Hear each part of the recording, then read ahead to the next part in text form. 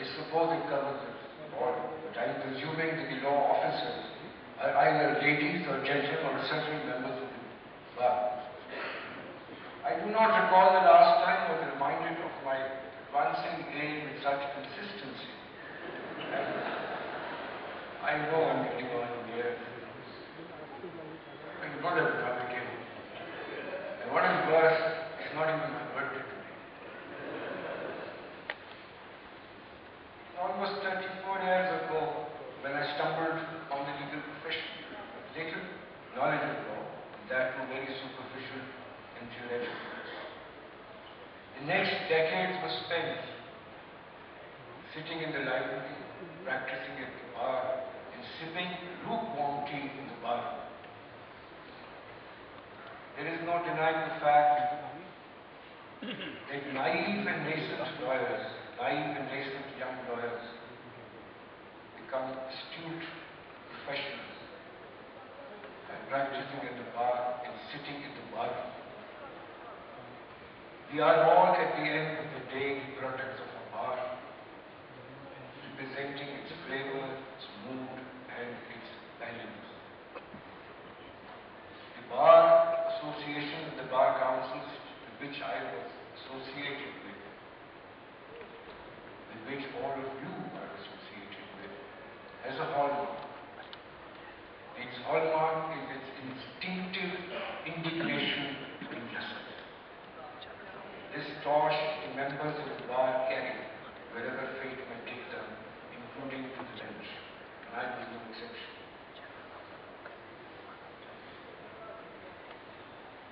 Ladies and gentlemen, I'm very grateful for the kind words that have been spoken today. I must confess that I had to resist the temptation of looking over my shoulder so as to find out to whom they were addressed. Achievements, I do not say that out of false modesty. Achievements are never individual. They're collective. Just over 6 months ago, when I took over as the Chief Justice, this great court, this ancient court, I gathered my brother judges and informed them that they have to make a transition in its management from I, the Chief Justice, to we, the judges of this court. This transition from the individual to the collective was undertaken. Each of us was required to subjugate our individual egos to the larger ego of the institution. This has proved very successful. Every member of the bench, all my honorable brothers, took responsibility and ownership of this court. I had their unwavering support and the benefit of their ideas and suggestions, and some of such ideas have already been put into practice, others are in the pipe. Please permit me to express my gratitude to my brothers at the bench. Our system of administration of justice is beset with many weaknesses. These problems are faced by the bench and the bar jointly. So they have to be dealt with and solved by the bench and the bar jointly. The relationship between the bar and the bench can never be and should never be allowed to become adversarial. It is participatory. This is an article of faith with me. And keeping this in view, I moved forward. And I assure you, on every occasion, I found the bar and its office bearers both responsive and responsible, for which I am very grateful, and they deserve salutations. At this juncture, let me remind you, the bench and bar are only the trustees of this legal system. The real and true beneficiaries are the people of Pakistan, who by law and the Constitution are entitled to justice, effectively and efficiently.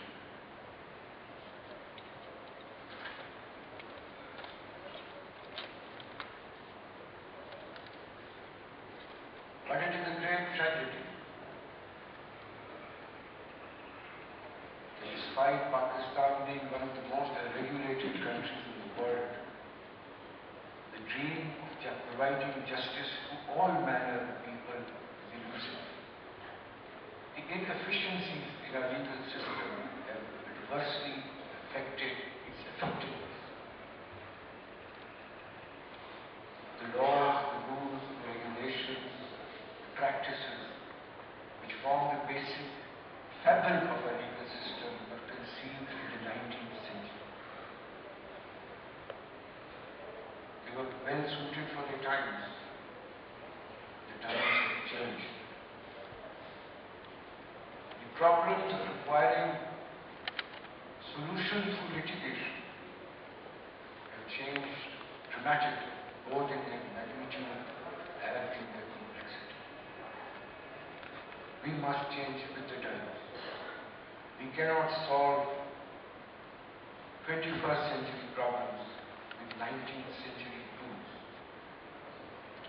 Ladies and gentlemen, it is not modern technology alone which can modernize the legal system. It is the mindset that needs to be modernized. It is not brick and mortar which make a port with the people, the men and women who populate it. It is now a universally accepted principle, acknowledged by all developing countries, that the only and one and only road to success is continuous training and development of its human capacities and its human resources. We have started this effort. Maybe we just scratched the surface. But our efforts have been acknowledged by the other high courts of the province, which are now sending their judicial officers for training to Lahore.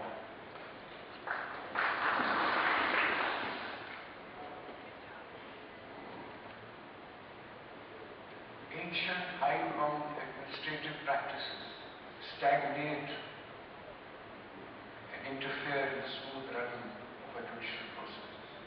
Each of such practices needs to be identified and weeded out. We have started this process. A lot needs to be done. Alas, the dream of simplifying our procedure remains unfulfilled. But do not despair. I see it just beyond the next horizon. It will be done. The wheels of change shall be set into motion. The inertia of the ages has been replaced by the momentum of progress. I am confident the Lahore High Court and its bars and its district courts have a great future and will have achieved great progress, but I will not be a part of it. For a time has come for me to move on.